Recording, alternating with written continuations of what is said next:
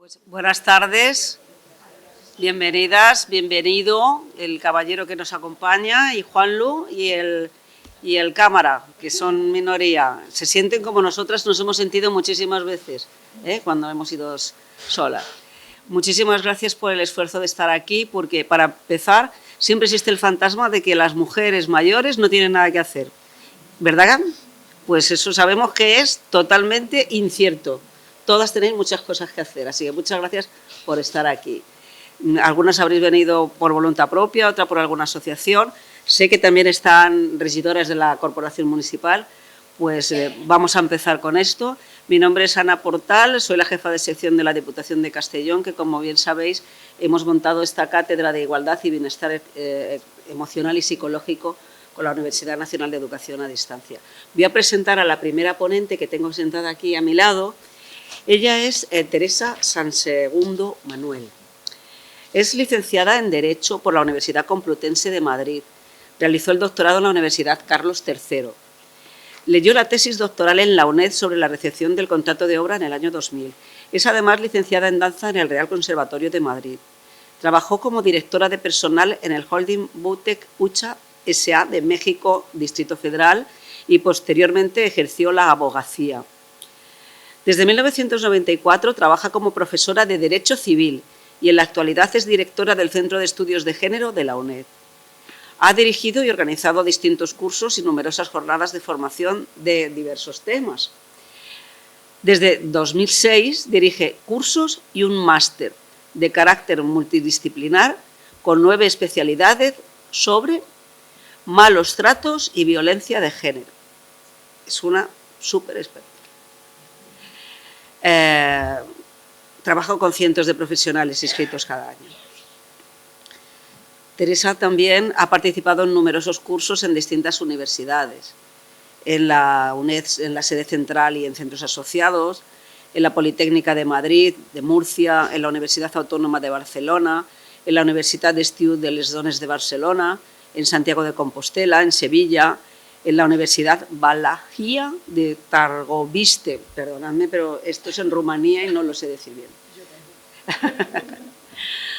Ha impartido más de un centenar de ponencias en muchos ayuntamientos, organismos y asociaciones, como la Fundación Internacional Olof Palme, cursos de formación continua del Consejo General del Poder Judicial dirigidos a jueces de familia, cursos de formación continua del Consejo General del Poder, Delegación del Gobierno para la Violencia de Género en Madrid, Segovia y Guadalajara, en la Embajada Francesa, en colegios de abogados de Madrid, Navarra, La Rioja, Colegio de Arquitectos Técnicos y Abogados de Murcia, Gobierno Vasco.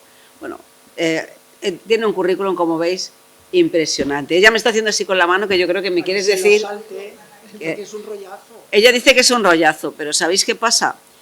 Que esto lo que quiere decir es que ha trabajado mucho, que también ya ha dejado de ser una niña, porque por eso ha dado tiempo a hacer tantas cosas, y eso lo tenemos en común. ¿Quieres que destaque algo de tu currículum y ya dejas de hacer así con la mano? ¿Quieres algo que diga? Lo único que puedo señalar también es que ahora es la directora de esta cátedra de Diputación y la UNED, y que lleva las dos partes, coordina las dos partes, la de igualdad y la de bienestar emocional y psicológico. Y el tiempo es de ella y vuestro. Pues nada, muchas gracias por la presentación.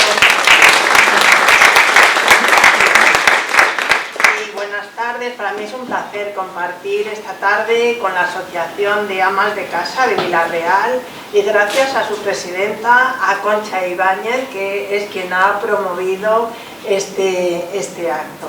Muchas gracias también a las concejalas del Ayuntamiento por acompañarnos esta tarde. Y bueno, pues como directora de la Cátedra de Igualdad y Bienestar Psicológico Emocional, pues yo les doy la bienvenida en nombre de la Diputación de Castellón y en nombre de la Diputación y en nombre de la UNED. Y llevo pues 20 años o más trabajando en violencia de género. Y uno de los temas que se trabaja muy poco es el de las mujeres mayores.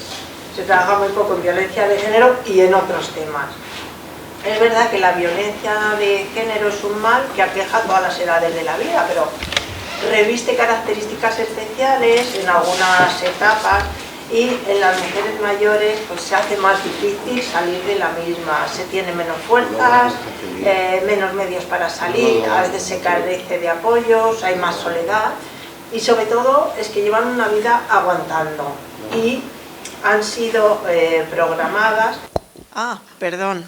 y para seguir aguantando. Entonces eso, toda una vida trabajando en un determinado sistema y de una determinada forma, pues es muy difícil. O sea, llevan una historia de sumisión, de control, de obediencia, pues primero a su padre, después a su marido, y eso pues nos ha pasado a todas las mujeres, pero claro, cuanto más años se ha estado pues bajo esos yugos, pues más se empequeñece una. A mí me gusta el símil con un bonsái. Un bonsái es igual que un árbol grande, no hay ninguna diferencia, simplemente que se le han ido cortando las ramas, es decir, las alas, se le han ido cortando las raíces y se queda pequeñito y cada vez es más pequeño. Y el amoroso jardinero, lo de amoroso lo digo entre comillas, va recortando las alas, va recortando las raíces y ¿qué consigue? Que se agigante su figura y que la de ella se haga cada vez más pequeña. ¿Por qué? Porque le hace sentirse así. Entonces, cuanto mayor tiempo se expone uno a la violencia, pues más difícil es la salida de la misma. No es imposible, pero es más difícil. Por eso, porque a veces pues no quedan ganas de luchar y ¿para qué voy a cambiar ahora? ¿Para qué voy a salir? Y hay un mito, que es el mito de la mujer sumisa. O sea que, por ejemplo, cuando oímos en una noticia que han asesinado a una mujer, pues la gente piensa que es la mujer sumisa. No, no. Las que mueren son las que han decidido rebelarse. Por eso las matan. O sea, si no se rebelaran, pues no las matarían. Entonces, la sumisión también es un acto de defensa, es un acto de supervivencia. Cuando no queda otra, pues hay que amoldarse a las circunstancias. Y el hecho de cuestionarse su vida, sus relaciones, es un factor de riesgo. Entonces, hay muchas mujeres mayores que han sobrevivido cuando el marido trabajaba, gracias a tener un respiro cuando se quedaban solas, en casa, cuando salían a hacer la compra, podían charlar un rato, tenían los hijos en casa, podían hablar con ellos, pero ¿qué pasa? Que desde que él se jubila no hay tregua, son 24 horas juntos y sin nadie más, y controlando. Esto en el confinamiento ha sido muy agravado, porque claro, es que encima, o sea, ya no se podía salir ni a comprar y a charlar con el panadero, con la peluquera, ya, o sea, no había posibilidad, con lo cual ha sido realmente grave lo que ha sucedido. Por un lado, quienes estaban solas y no tenían otra compañía, y por otro lado, las que tenían una mala compañía. Entonces, esto, como digo, ha sido un adiestramiento y para mí es paradigmático el caso de una mujer que el marido no la dejaba salir a la calle. No hablo del confinamiento, ahora que estamos en tiempo de COVID, esto es de hace años. Y le compró, o sea, no creáis que era una persona potentada, ¿no? Una persona de clase obrera, pero le compró pues aparatos de gimnasia para que no se le atrofiaran los músculos a la mujer. Y a mí me recordaba los ratoncitos estos que están en una jaula con una rueda a la que hacen girar y girar dentro de la rueda de la vida, pues igual. Y esta mujer solo salía alguna vez cuando la hija le pedía el favor, solo para que saliera de casa. Le pedía el favor de que viniera a su casa a cuidar a los nietos, que no lo necesitaba, pero era para hacerla salir. Bueno, pues yo recuerdo que me puse de acuerdo con la hija y dije, bueno, ¿por qué no la llevamos a un psicólogo, a una psicóloga, que a ver si la sacamos un poco de ahí? Se negó totalmente, pero es que luego el marido murió. Y ella sigue con esa situación de dependencia, incapaz de tomar decisiones. Hay, sin embargo, mujeres que, habiendo pasado una vida así, se liberan cuando muere el marido y cambian totalmente de vida. Hay otras que no son mayores pero se sienten. Yo recuerdo una jornada que organicé de los cursos de malos tratos y violencia de género y una alumna me dijo, ¿puedo traer a mi madre y a mi hermana? Y digo, sí, sí, claro. Y estuve comiendo con ellas y me cuentan un poco la historia y le digo a la madre, pero bueno, ¿y tú por qué sigues? Si ya tus hijas son mayores, ¿por qué sigues ahí? Me dice, uy, es que soy muy mayor. Digo, ¿pero qué edad tienes? Dice, 56. Digo, anda ya, que eres muy mayor. Bueno, pues afortunadamente esta ha salido y está feliz de la vida. Pero hay muchas mujeres que no se atreven a dejar una relación de violencia porque el miedo las paraliza, la dependencia psicológica, económica, la vergüenza por la familia, por los hijos. Y además han recibido una educación para que aguanten el matrimonio toda la vida, para que sean abnegadas y eso, llevan toda la vida adiestradas en esa sumisión. Entonces, ¿qué pasa? Que cuando flaquean las fuerzas también es muy difícil dar ese paso si no hay un cierto apoyo. ¿Y qué pasa con los hijos y las hijas? Los hijos no apoyan a su madre en esos casos de que hay violencia de género a esas alturas de la vida. ¿Por qué? Es que no se lo quieren ni plantear en general, ¿eh? Unas veces porque les tocó padecer ese maltrato y hubieran querido que su madre se hubiera separado hacía muchos años y hubiera dicho basta. Y entonces les hubiera beneficiado. Y como la madre no lo hizo, les da hasta rabia. Hombre, ahora lo vas a hacer cuando nosotros lo hemos aguantado toda la vida. Y les provoca mucha rabia, pero también en ocasiones, ¿qué les pasa? Que donde no tienen ningún problema, porque lo tienen aparcado a su padre con su madre, que se encarga de todo, de toda la gestión de la casa, de la familia, pues resulta que donde no tienen ningún problema, les aparecen dos problemas y animan a la madre a separarse. Porque entonces, ¿qué hacen con ellos dos? Con lo cual no suelen animar a las personas mayores a dejar esa relación. Entonces, si es difícil para una mujer denunciar a cualquier edad, para una mujer mayor es más difícil, pero se puede hacer. Y os pongo el ejemplo de un alumno del curso de malos tratos, que era juez, llegó un día y nos contó que había ido una mujer a separarse por violencia de género con 81 años. Y entonces le dijo, es que yo quiero ser libre lo que me quede de vida. Yo creo que eso es el ejemplo a seguir. La vida es muy bonita para malgastarla y que nadie tiene derecho a hacer sufrir a otra persona. También hay hijos que maltratan a sus progenitores y generalmente es mayor el maltrato hacia las madres, hacia las mujeres que hacia los varones. Y los que maltratan más suelen ser varones y desde luego en la violencia física. Pero no solo hay violencia física, hay psicológica, el dejarla sola en casa cuando tiene necesidad, horas y horas, la negligencia en el cuidado, el abuso económico, utilizan su pensión, pero sin embargo no le dejan a ella, disponen de todos sus recursos, de sus bienes. Y hay una violencia económica muy generalizada porque muchas mujeres han estado ya no solo de amas de casa trabajando toda una vida, sino se han dedicado a cuidar a la familia, sino que además han colaborado con su trabajo y su esfuerzo en el negocio familiar, en la empresa familiar, ya sea agrícola, ganadera, en un negocio, pero solo cotizaba el marido, porque entonces ellas no figuraban como titulares y al hacerse mayores pues no tenían una pensión por haber dedicado toda su vida a la empresa familiar, habiendo trabajado ahí toda la vida. Luego, en los casos de la brecha salarial, también repercute esto luego en las pensiones. O sea, no es solo en la vida activa la brecha salarial es de por vida. La violencia sexual en mujeres mayores, esto ni se habla. Esto es muy raro que se saque a relucir, porque entre que la hayan sufrido. Ni siquiera en muchos casos la consideran ni que han pasado por ello.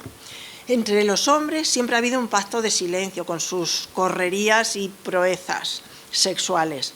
Pero sin embargo las mujeres pues teníamos que ser sumisas, calladas, y lo hemos sido durante siglos, permaneciendo aisladas en espacios privados. La violencia sexual ha permanecido oculta.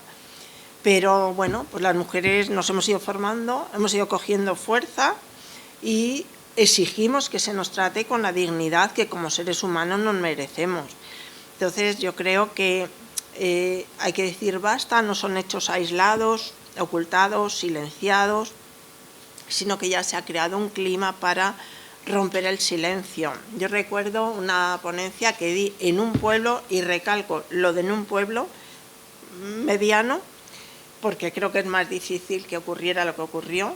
Siempre suelo hablar de los abusos sexuales, especialmente en niños, y hubo varias mujeres que dijeron, yo lo he sufrido, pero es que hubo una que dijo, yo lo he sufrido, mi hija también, y ahora lo está pasando mi nieta. Y la nieta vivía en otro país, pero ella fue a verlos y se dio cuenta, pues según llegó, ¿no? Digo lo del pueblo porque, bueno, eso no es normal así públicamente decirlo. Tiene que crearse un ambiente, digamos, de confianza. Pero encima en un pueblo que se va a enterar el resto del pueblo, por eso lo destaco. Bueno.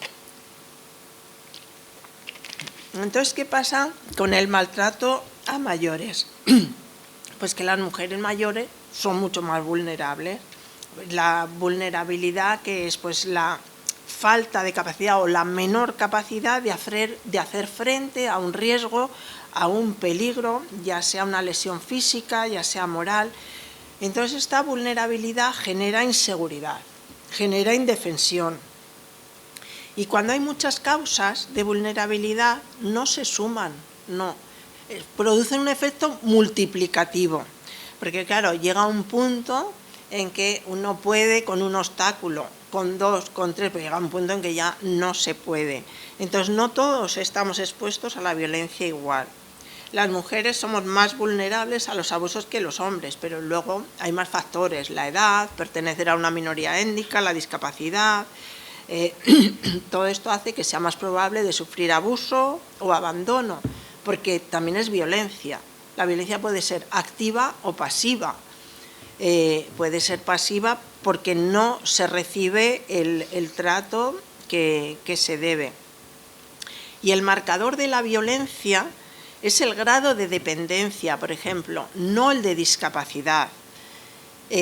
Por ejemplo, una persona que esté sometida a diálisis tiene un alto grado de discapacidad, pero poca dependencia. Sin embargo, hay gente que puede tener mucha dependencia, y la dependencia sí que supone un riesgo muy grande.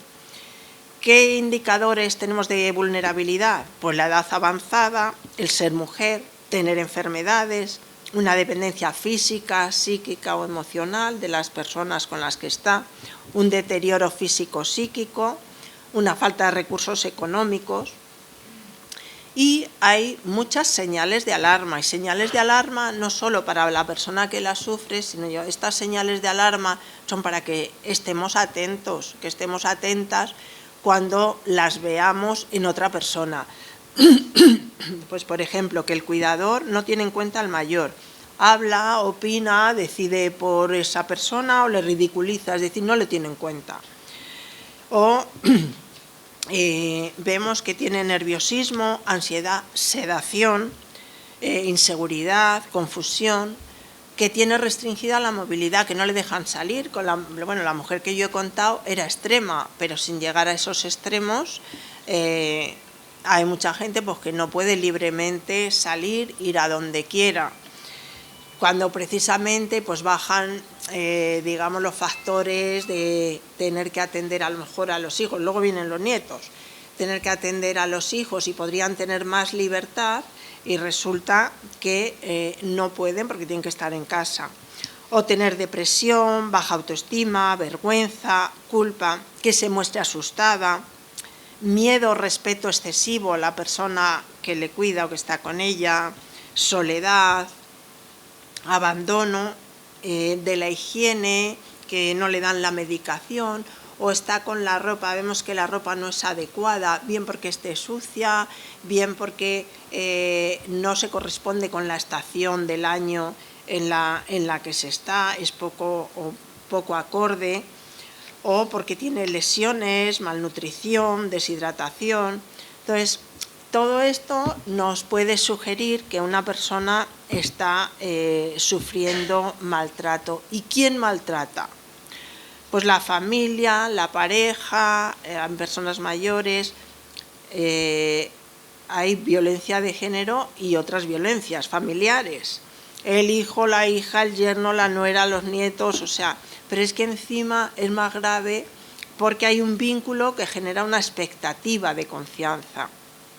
Y es verdad que a veces pues, están sobrepasados por los trabajos, por los horarios, pero eso no justifica en ningún caso la violencia ni la falta de respeto.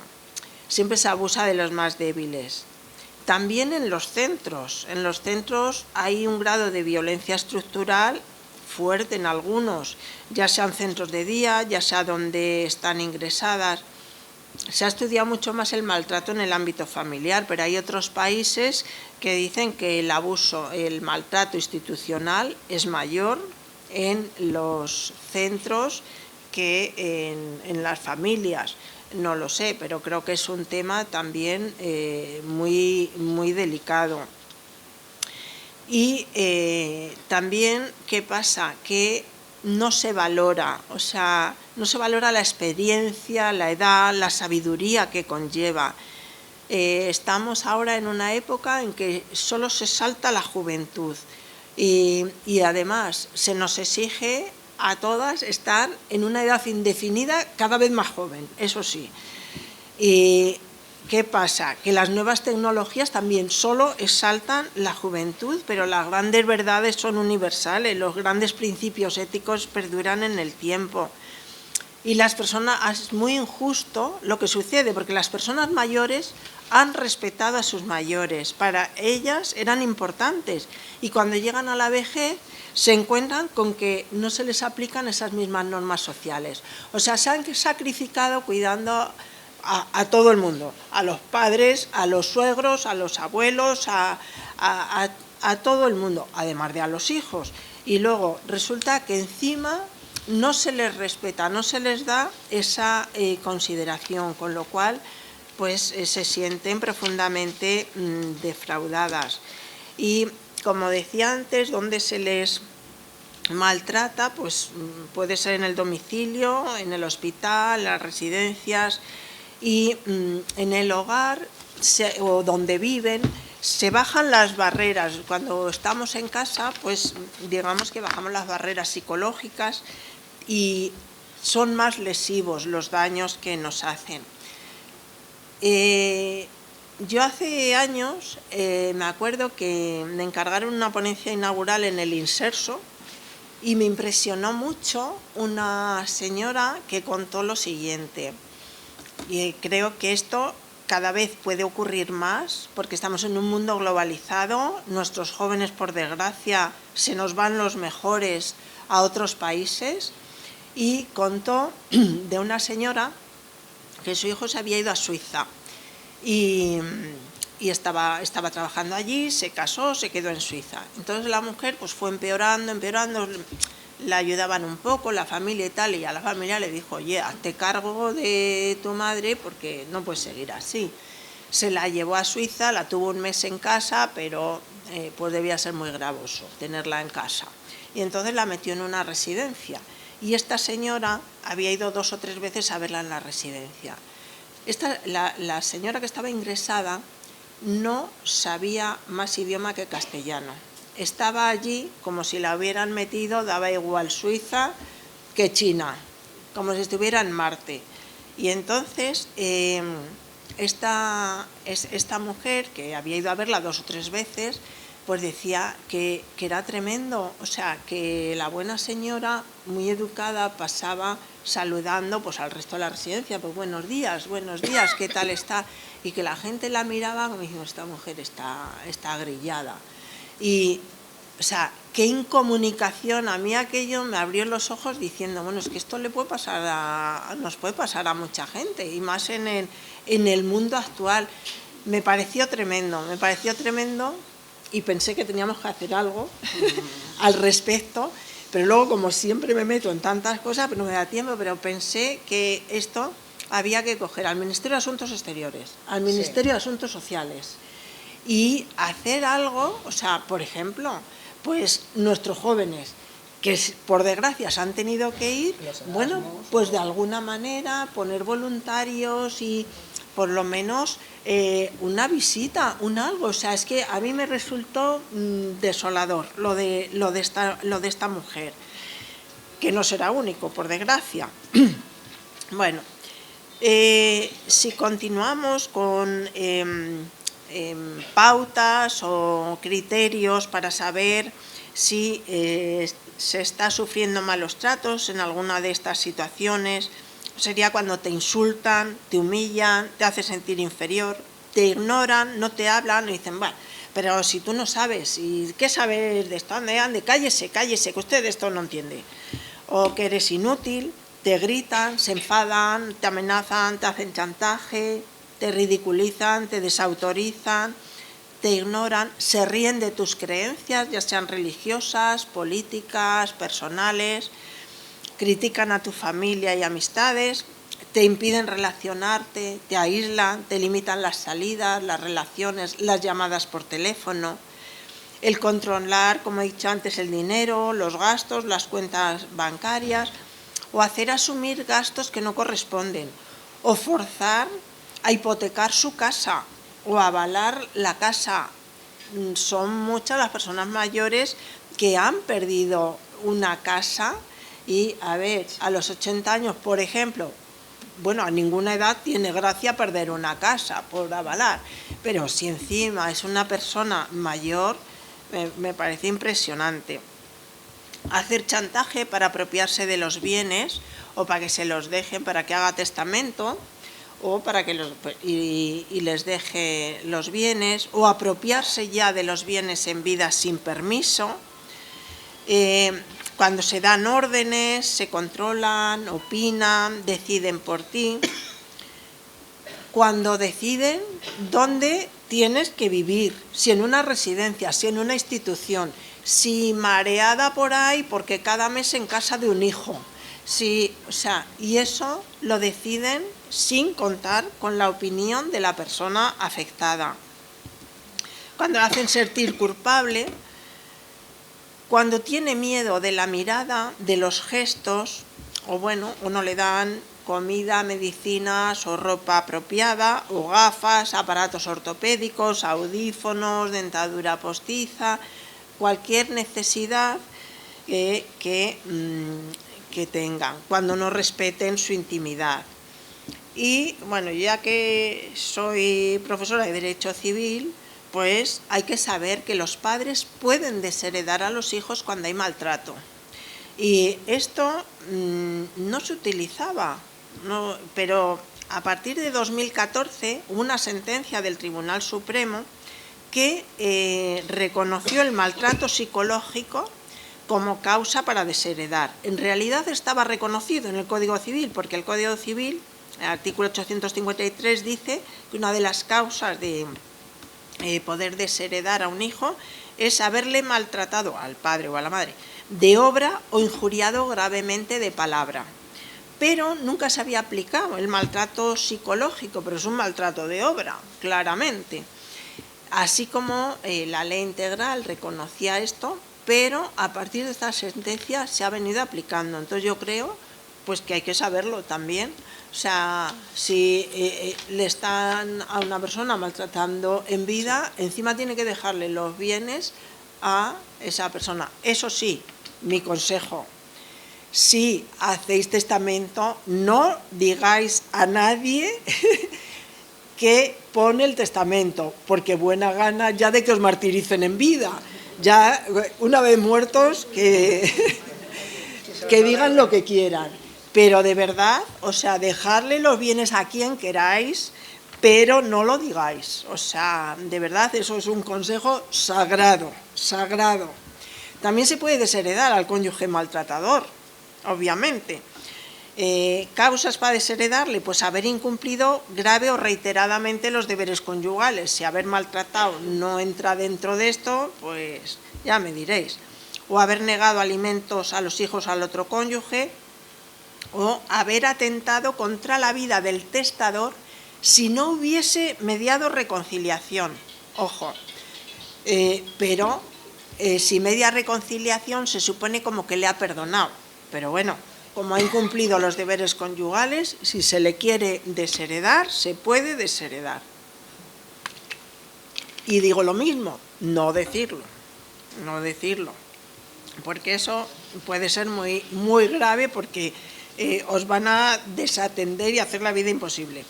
Bueno, además, entre los deberes conyugales, según el Código Civil, está el respeto, la ayuda, el socorro mutuo. Pues si no ha habido respeto, ni ayuda, ni socorro, pues mirar si se puede desheredar tranquilamente. Bueno, es muy importante que nos fijemos más en la vejez de las personas mayores. ¿Por qué? Porque nuestra esperanza de vida ha crecido mucho. O sea, de 1900, que la esperanza eran 35 años, en 1930, 50, en el 70 ya eran 72, y ahora estamos en 83,6 años. Entonces, pues hay que vivir toda esa vida y disfrutarla. La Constitución de Cádiz de 1812, que se llamaba la Pepa, comúnmente se decía así, tenía un artículo que decía: el objeto del gobierno es la felicidad de la nación, puesto que el fin de toda sociedad política no es otro que el bienestar de los individuos que la componen.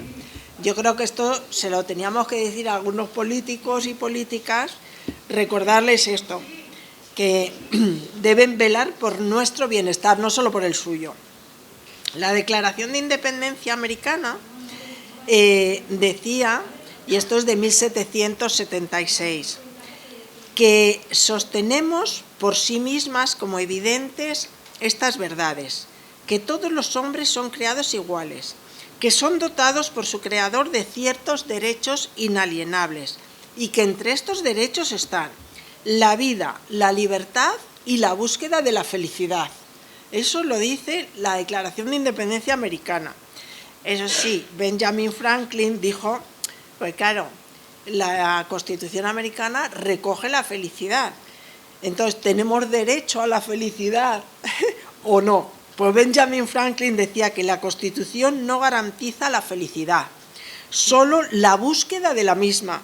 Y cada persona debe conquistarla para sí misma. Yo creo que son unas palabras muy buenas, que tenemos derecho y tenemos que conquistarla. Entonces, este derecho a la búsqueda personal de la felicidad no se le puede negar a nadie.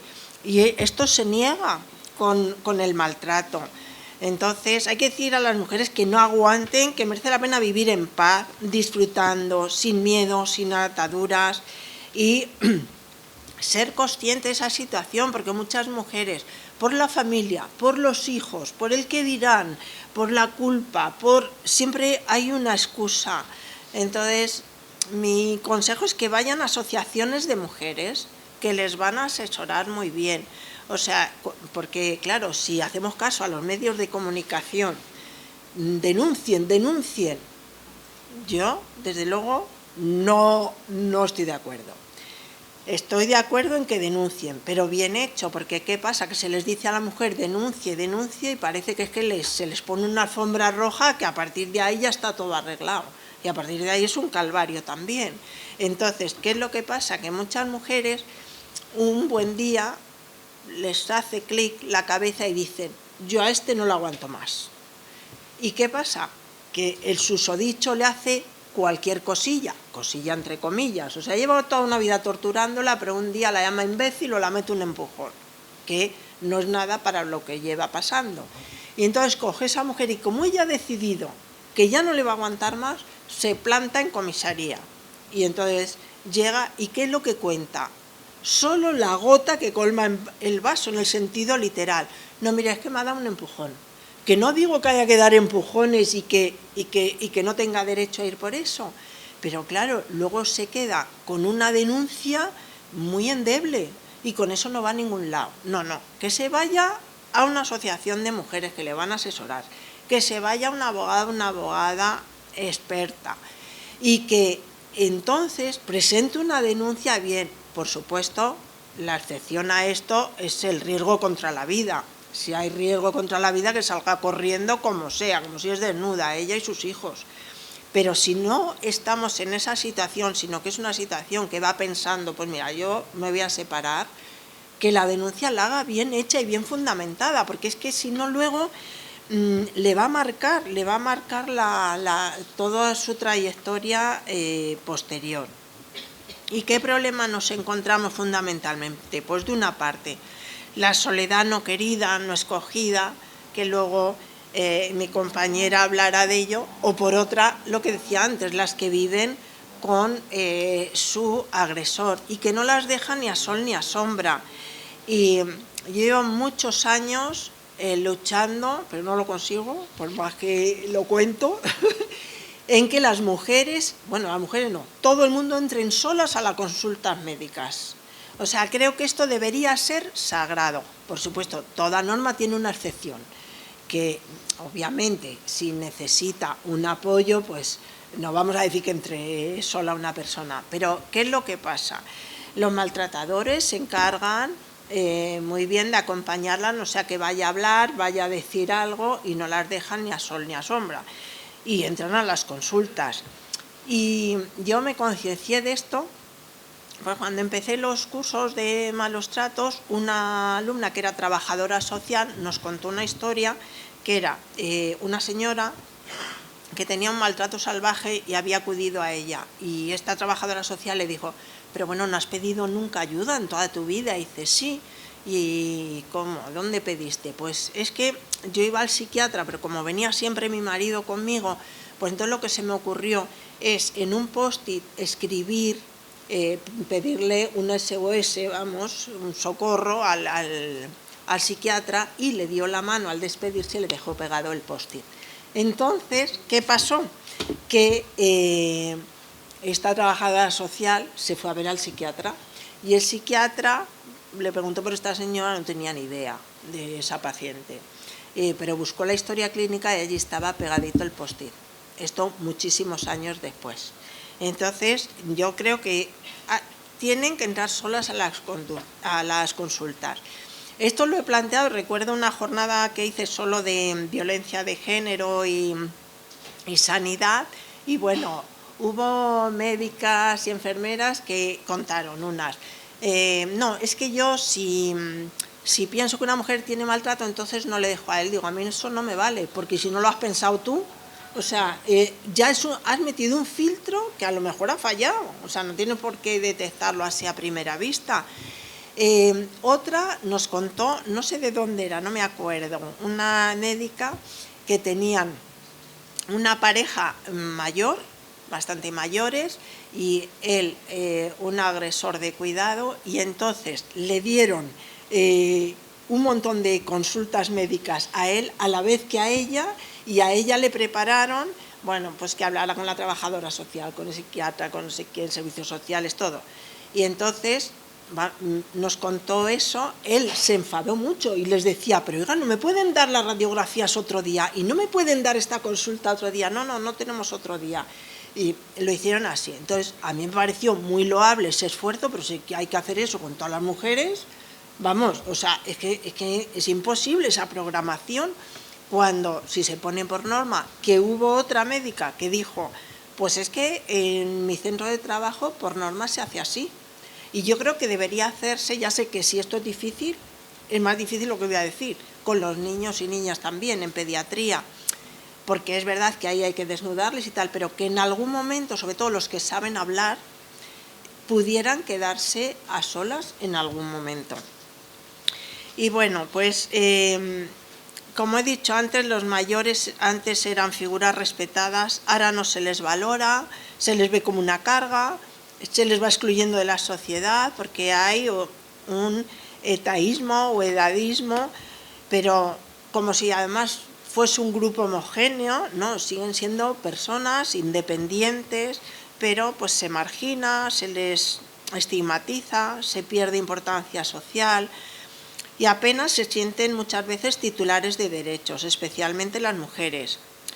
Por eso no pueden denunciar ni psicológicamente ni de hecho. Y tenemos que integrar a todas las personas, evitar la discriminación, no relegar al olvido a las mujeres mayores, que son las depositarias de las tradiciones sociales, han sido las encargadas de transmitirlas a las nuevas generaciones a través de los cuentos, de las historias, de contar todas las historias familiares. Entonces tenemos que aprender de su sabiduría, respetarlas, servirlas de apoyo, y cada persona y cada generación tenemos que asumir nuestra responsabilidad para con las nuevas generaciones y para con las anteriores, que les debemos gratitud y respeto.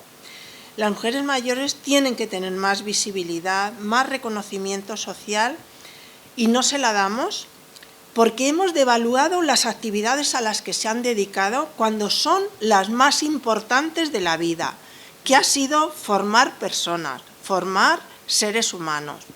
Pues muchas gracias por vuestra atención.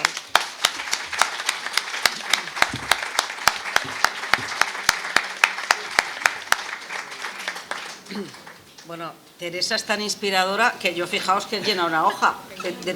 Según ella iba hablando, todas las cosas que se me iban poniendo en marcha en la cabeza.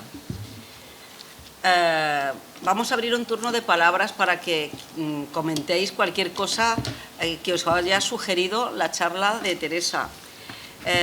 Solamente voy a decir dos cosas. Una, que no ocurra como a la señora de la residencia en Suïssa, porque alguna vol parlar en valencià, no n'hi ha problema, que parli en valencià si està molt més còmoda, que ja farem la traducció com siga. Y otra cosa, que cuando vayáis a hablar, si queréis, esto no es una obligación, digáis vuestro nombre. Porque es que las mujeres mayores también pierden el nombre. Son la yaya, la mare, mamá. Tú. Entonces, hay un momento en la vida en que dejas de ser Rosario, Ana, Pepita, Juana, y eres solo la yaya, la mare. Entonces, animaos a preguntarle a Teresa, que sabe de esto muchísimo, y como si estuviésemos en una rueda de prensa de periodistas, decís, mi nombre es el que queráis, el que tengáis, el vuestro de verdad o otro que os inventéis, da igual, pero decid un nombre de persona, ¿vale? Y por favor aprovechad que está Teresa aquí, que sabe de esto muchísimo. Podéis también hacer comentarios, no solo preguntas,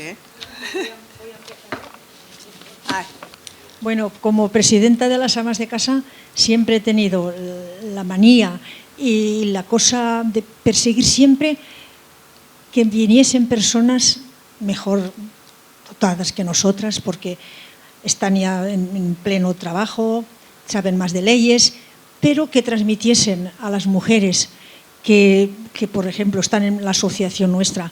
Ahora ya hay muchas jóvenes porque se retiran más pronto, pero antes lo normal era que fuesen todas de 65, 60. Ahora no, ahora ya hay chicas que las ves jóvenes. Y quisiera transmitirles a todas que las mayores estamos aquí, que hemos criado a sus hijos, ahora criamos los nietos, a los maridos. Les hemos enseñado lo mejor que hemos sabido. Hemos ido aprendiendo a base de muchos golpes, muchos fracasos, muchas cosas buenas, Y a veces te sorprenden con una cosa que no está bien, que te dicen una cosa que dices, bueno, ¿por qué me habrá dicho esto esta persona? Pero después dicen, oye, mamá, ¿tú sabes que esto lo hacías así? ¿Cómo lo hacías? ¿Qué te parece esto? Cuando se ven en una encrucijada, entonces sí que te buscan.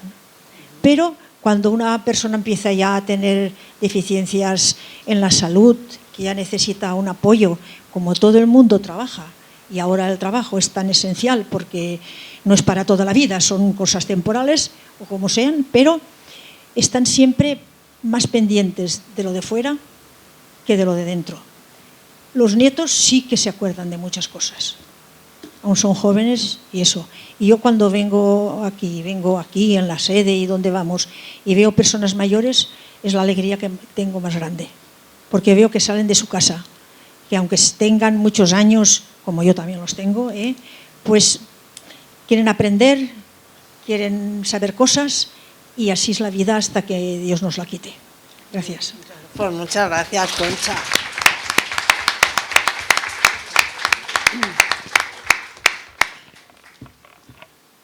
Que esteu totes mudes? Dones? ¿Alguna más se anima a tomar la palabra? Bueno, totes tenen problemes, Sí. Però encara mos falta això. Nos falta esto, quitar la vergüenza. ¿Que lo dices mal? Pues otra vez lo harás mejor. Todos los días se aprende, pero están todas calladas y todas tenemos los mismos problemas, unos más y otros menos. Así es que animaros. Hay una palabra por allí Pues sí. pedida. Juan, si le puedes Pues pasar es el que es micrófono. verdad, pero forma parte también de los sesgos de género, que las mujeres hemos estado calladas y especialmente en los espacios ¿Ya se oye? públicos. ¿Se oye ya? Sí, sí. Bueno, yo soy Reme y soy viuda. Llevo ya 8 años viuda, aún creo que soy joven, pero ya empiezo a tener miedo de lo que tú has dicho, de lo que me vendrá el día de mañana, si me cuidarán, si no me cuidarán, dónde me llevarán. Y eso es una cosa que no quisiera pensarlo, pero que está ahí. Inquieta, claro, inquieta. Tengo solamente un hijo, entonces, ¿qué me espera? Pero bueno, yo lo que quiero es, yo soy creyente y siempre pido que tenga salud, que tenga la cabeza al sitio y que yo pueda manejarme yo sola hasta que me vaya. Pero lo que has dicho está muy bien, lo de desheredar me parece perfecto, porque he visto casos... ¡Ay! ¿Es verdad? Hombre, he visto casos de que se han portado muy mal y después... Y no lo sabía yo que eso era una ley que se podía cumplir. Así es que, muy bien. Muchas gracias. Pues yo recuerdo, explicando esto a alumnos de Derecho de la UNED, me acuerdo que un alumno, una alumna, ya no me acuerdo, contó un caso de un señor que tenía 4 hijos y le dejó todo a una nuera. Sí, porque era la que estaba siempre cuidándole. Bueno, creo que cuando se abrió el testamento, pues podéis imaginar lo contentos que estaban los hijos. O sea, no le asesinaron porque ya estaba muerto, que es lo que yo os decía antes. Pues yo creo, o sea, lo que has expuesto, yo creo que lo tenemos todas en la cabeza. Yo en vez de un hijo tengo 2. Y quien no tiene hijos, porque a veces creo que las que tenemos hijos nos engañamos más, porque piensas que luego te pueden atender. Y quien no tiene hijos igual se está programando mejor porque dice, bueno, a ver cómo me lo monto. Pero yo creo que y precisamente en este foro, pero esto lo pienso siempre, yo creo que nos teníamos que unir las mujeres precisamente para montar grupos de apoyo en esa edad. Grupos de apoyo y, por ejemplo, para vivir, resulta que al final sobran pisos, sobran casas, porque la casa queda grande. Es decir, pero nadie nos queremos mover de nuestra casa. Claro, es muy difícil, pero sería fundamental por ejemplo, juntarse en una casa, claro. Y recuerdo unas mujeres que hicieron una cosa, esas siguieron conservando su casa, cada una eran 2, pero por las noches se iban a dormir, un mes a casa de una o una semana, un mes a casa de la otra. Pero yo creo que tenemos que hacer algo así, porque... Sí. Además, eso es algo que las mujeres de antes lo tenían muy claro. Cuando yo llegué en el año 92 a la provincia de Castellón, me fui a vivir a un pueblo pequeño, Vilafamés, que algunas conoceréis. Pues en el año 92 mis vecinas eran mujeres mayores y por las mañanas salían, cada una estaba en su casa. por las mañanas, cuando llegaba el frío, el invierno, salían con el brasero y se buscaban la una a la otra. La tía Rosita con la tía Pepita y tal, como diciendo, ¿qué tal noche has pasado? ¿Estás bien? Sí, estamos las tres, vale. Y luego ya cada una hacía su vida, pero todas las mañanas salían allí al sol a ver si estaban o si no estaban bien. Y eso se ha ido perdiendo, eso hay que recuperarlo, esa sensación de cuidarse. Así que... Y en las ciudades ni te cuento, En las que no ciudades, conoces al vecino. No, Es que no los conoces. No. Y al que conoces pasan meses sin verle. es así, es así. Entonces... Es así. Hay que intentar que, además, cuando hablamos ahora de personas mayores o de mujeres mayores, Teresa, yo tengo 62 años y tengo mucha suerte porque tengo una madre con 91. Es decir, que a veces no solamente somos abuelas, es que somos cuidadoras de bisabuelas. Y entonces se te hace la pinza porque no puedes jubilarte porque la ley te lo impide. Yo no voy a poder jubilarme hasta los 67. Y entonces, ¿qué hace mi madre con 91, que de la cabeza está perfectamente, aunque el cuerpo esté así un poquillo deteriorado? Pues tiene que venirse conmigo durante mis vacaciones o si yo me pido un permiso o tal, porque, claro, la vida se alarga y ¿cómo nos las arreglamos? Si yo no me puedo ir antes a casa a cuidarla porque me penalizan y me quitan de la pensión un montón. Pues esta sociedad tiene que pensar en esto, que nacen muy pocos niños y niñas, pero somos una sociedad con muchas personas mayores. Ahora son perros lo que hay. Perros, ahora son perros lo que hay. Pues totalmente de acuerdo. El porcentaje es elevadísimo, pero no digo que sea un sustitutivo de las personas, pero realmente dan cariño y hacen compañía, ¿eh? A ver. Muy bien, muy bien. Ay, perdona, coge para que se oiga el micrófono es porque sí. así luego se graba. Esta asociación, yo hace 24 años que soy viuda, pero, en fin, no paro. Pero esta asociación tiene 44 años. Y entonces se nos ocurrió, por medio de Extensión Agraria, formar algo para las mujeres. Y resulta que empezamos pocas, pero no había, la Universidad Popular no estaba, no había nada, enseñábamos a coser, enseñábamos a guisar, enseñábamos de todo. Y así hemos ido y nos decían, mira, les ames de casa, que nunca están en casa. Yo entonces tenía marido y siempre me ha ayudado, siempre. Y a las que estábamos, a todas, que ahora ya somos casi todas viudas, pero en fin, y hemos ido haciendo cosas. Después vinieron y nos dijeron de fundar la UNED aquí. Y también colaboramos y también éramos las primeras que nos metimos en todo este jaleo. Yo aún soy, ¿eh? A mí no me tiran ni a patadas. Cosa que veo, cosa que busco. Y esto de esta cátedra, estaba mirando un día a la tele, a mediodía, un domingo, eso que entras y sales haciendo la comida, y yo digo, esto me gustaría a mí para mis mujeres, ¿eh? Y no lo pensé. Sí, llamé por teléfono, me vine aquí a hablar con Rosario. Y después pensava, senyor, és que me posen cada berenjenal que a veure a mi qui me mana a fer aquestes coses. Y ayer tenía un susto que me moría. La veritat os lo dic, ¿eh? Porque, claro, haces viajes, haces cosas, pero yo lo que quiero es meterles algo más. Siempre que hacemos una excursión o algo, aparte de eso, siempre es para enseñarles algo. Sea de comida, sea del paisaje, sea de lo que sea.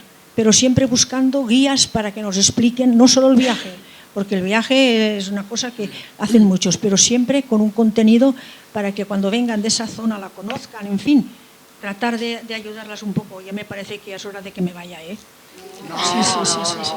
Así es que se hagan el ánimo porque cada día me veo más mermada. Y es la culpable de que estemos esta tarde aquí, que me llamó, y yo enseguida además dije de que sí. que cara més dura tinc, senyor.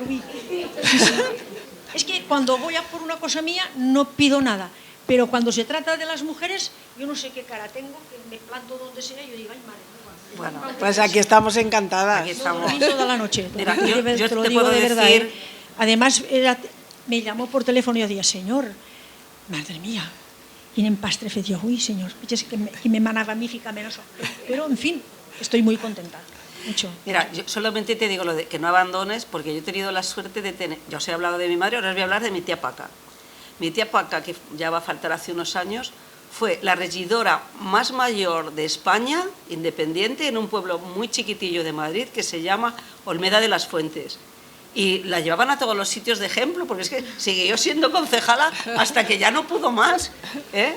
Entonces, no hay límite a la edad, los límites nos los pone la salud, el sabernos cuidar, el buscar apoyo unas a otras, pero la edad no.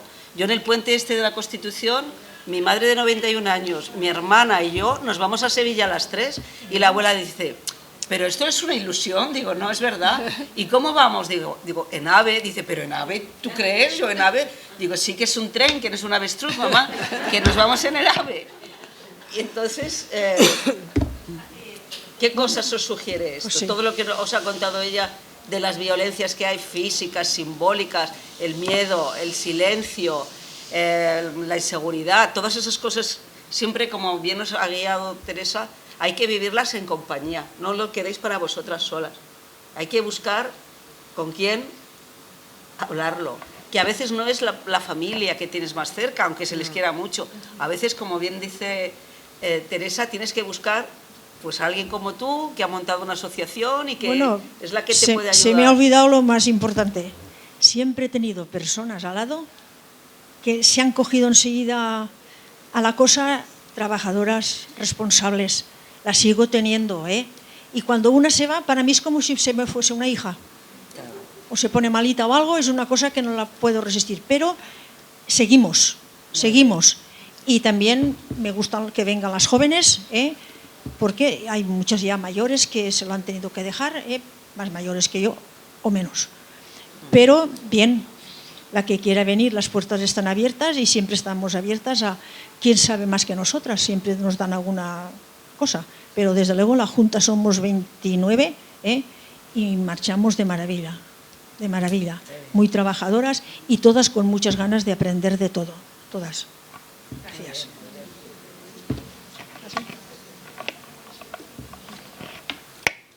A ver, soy Mamen. Me gustaría Acércate o porque no... ¿Así? Sí. Me gustaría que se fomentasen más las casas tuteladas para mayores.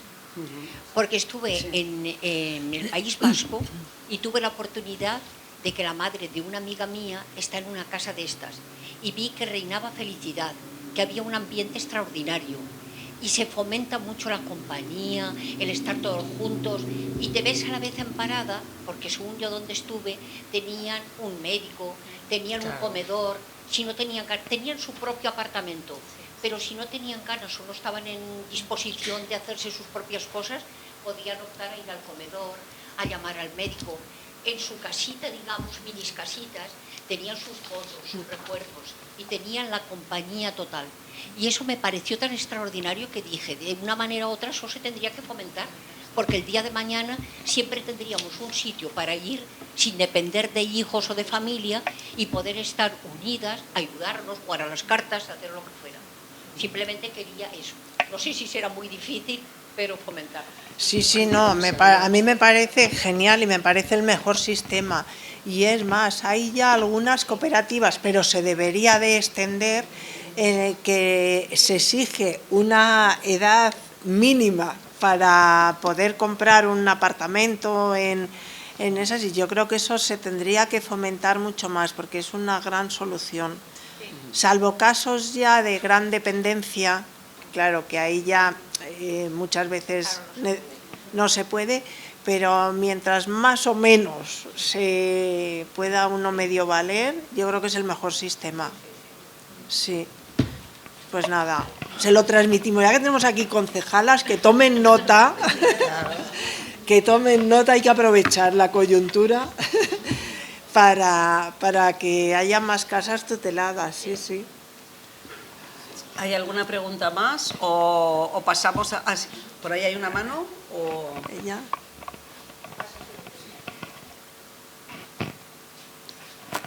Soy Josefina Mora de Acudim. Me ha parecido estupendo lo que ha estado diciendo de la ponencia y algo que me ha dejado muy extrañada. Yo tengo a mi madre que tiene una cabeza espléndida con 93 años. Lo que le falla es el cuerpo, como usted bien han dicho. Y la verdad es que lo que he aprendido esta tarde es algo que me sorprende a mí y pienso que tendríamos que fomentar más. Es simplemente que a veces le digo, mamá, eso no lo hagas así, hazlo de la otra manera. Y se enfada conmigo. Entonces yo no creo que eso sea maltrato, pero no solamente es con explicarle que hay normas nuevas y que hay comidas especiales y que siempre estoy por mejorar su calidad de vida y ella siempre va en contra mía. Entonces no sé si soy maltratadora o qué es lo que me pasa, porque a veces le veo que lleva unos zapatos no adecuados, como usted bien ha dicho, y le compro los zapatos y me monta un show de padre señor mío, y eso que no lo paga. Por eso estoy diciendo, ¿qué tendremos que hacer? ¿Aprender a cuidar a nuestros mayores? Por lo menos por mi parte, porque yo no quiero contestarle y usted ha dicho que el silencio no es bueno también, entonces no sé, ahora me ha dejado descolocada. Bueno, a mí no me llames de usted, no me hables de usted. Aparte de eso, yo también, en casa me dicen que soy mi mandona. Entonces, es verdad que muchas veces dices, pues no hagas esto así o no hagas esto asado, que lo sabemos a lo mejor hacer mejor, pero a veces hay que dejar.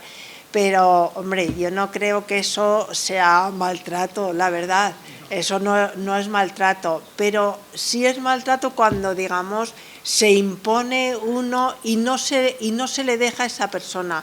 Hubo una campaña en el País Vasco, antes que se han nombrado las casas tuteladas, que estaba puesto en el metro en Bilbao, y era, por ejemplo, a una persona mayor llamarla de tú, los extraños, el tratarla como si fuese un niño o una niña, que eso se hace también mucho, de forma generalizada, o sea, como si no tuviera capacidad.